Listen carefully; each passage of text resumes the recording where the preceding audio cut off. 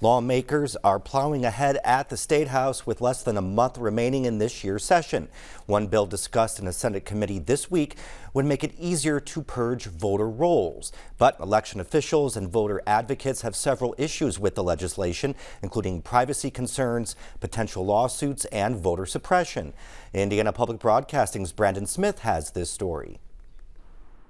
The bill provides more ways to try and remove people from voter rolls. Proponents say it's an effort to further secure Indiana's elections.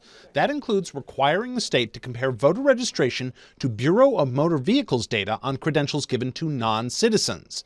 People flagged by that comparison would have to show proof of citizenship to their county election officials within 30 days in order to vote. Critics say that's simply not long enough.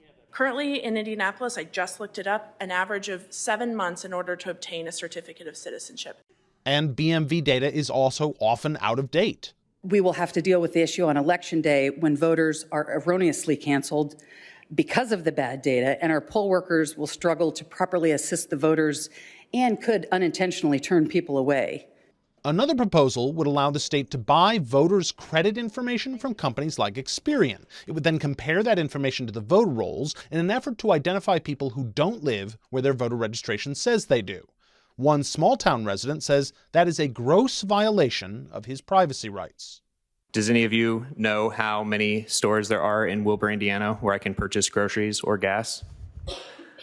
0. So who gets to decide if I'm spending enough money in Wilbur to retain my status as a voter?